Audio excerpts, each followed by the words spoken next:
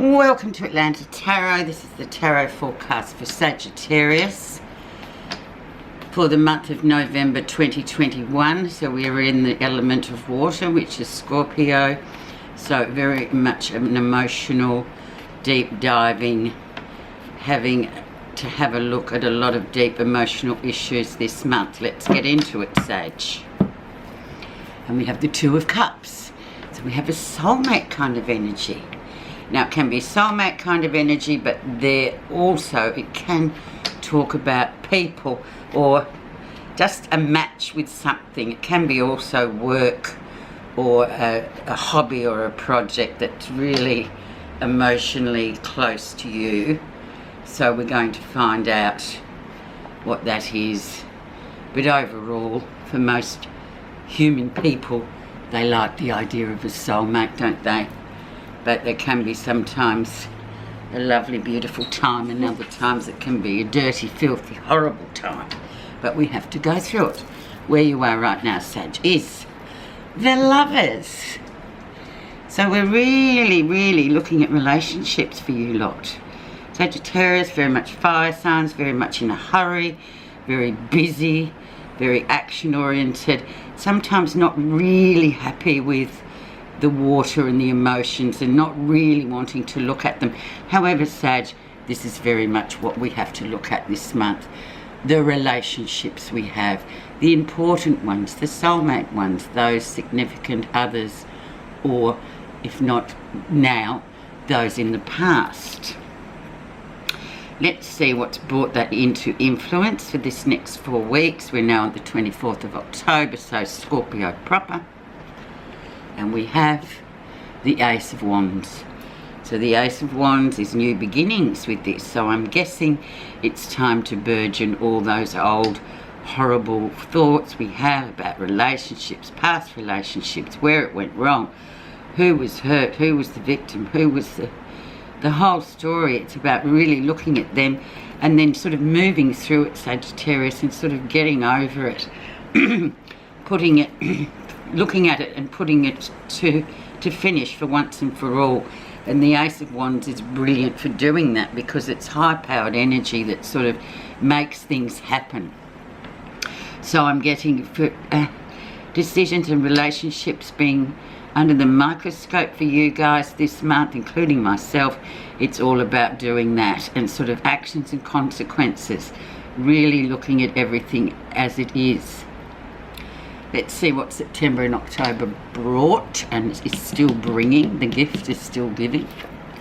And we had the Two of Coins, decisions to make. Now maybe you've been pondering over another business or a new project. It's that time of year where we start to look into what we want for next year. We've been sizing up will I, won't I decisions, what's happening, what are you going to study next year, what are you going to actually do. This is typical of a Sagittarian. They're always looking to the horizon, see what's coming next. They've always got that amazing energy to be able to look beyond what is right now. So that's been sort of on your mind.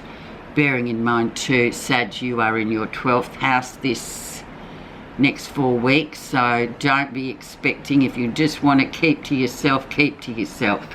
It's very much a time of introspection, the 12th house, and you can look it up on the internet and read all about the 12th house. So it's kind of a bit of a solitary time, a bit of a soul-searching time, Sag. Okay, let's have a look at recent influences where you've been. And we have the Knight of Cups, emotions coming in, and this talks about relationships as well. So maybe this is a past relationship where it didn't work out and it's sort of still at the forefront. It's a time to examine it. It obviously was very significant to you, so it is a time to sort of really have a look at it in your introspection the next 4 weeks and sort of work it out and move on.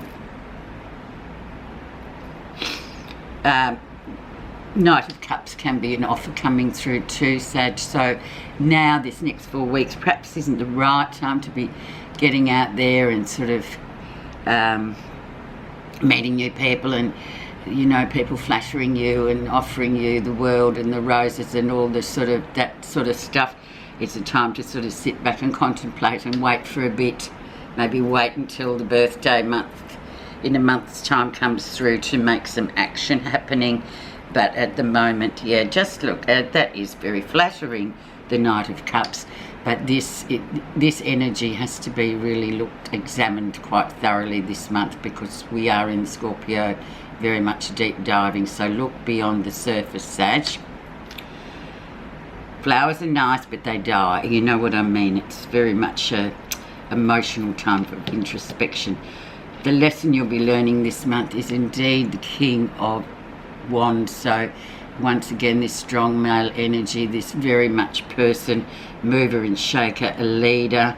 He comes and he goes. You might be in a, I don't know, knowing Sagittarians, they're probably quite happy to have a significant other that works away and comes and goes on the move. That's the sort of energy that they like. They don't want someone around all the time. So he's quite important this month. But then again, looking at yourself, Sag, it could be you too that doesn't really like to have that 24/7 involvement. You can be really loving somebody, but you just don't need them all the time. So this is, it's probably yourself as well. Looking at how you are in relationships is really important for this 4 weeks.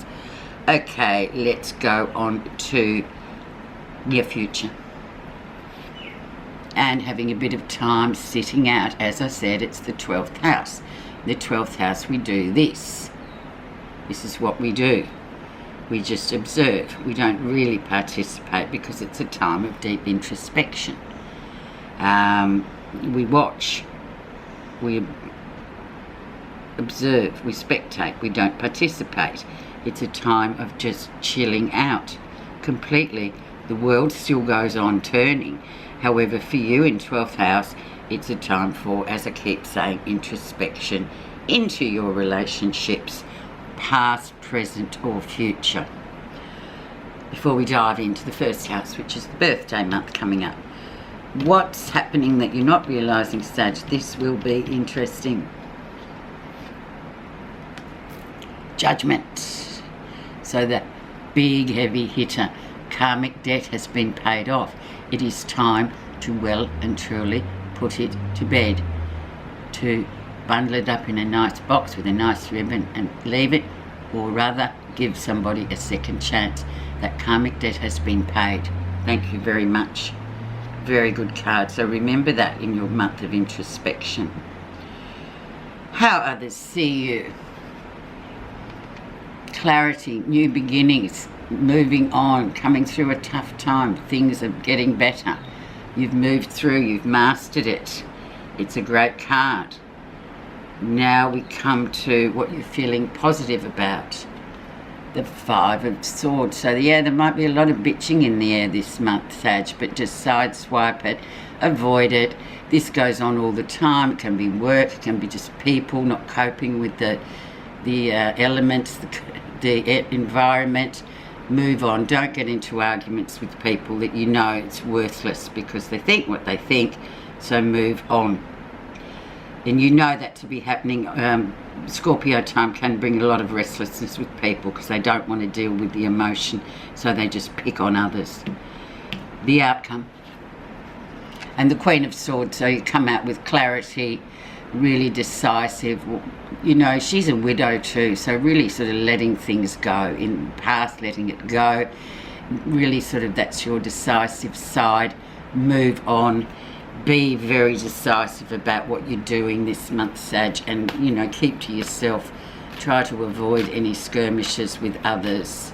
And your message is pure understanding. The stillness of the heart reflects heaven on earth. As a truth unfolds with no strings attached, the heart becomes simple and pure. There you go, introspection. Thank you very much in your 12th house, Sagittarian. Have a good time. Thank you for listening.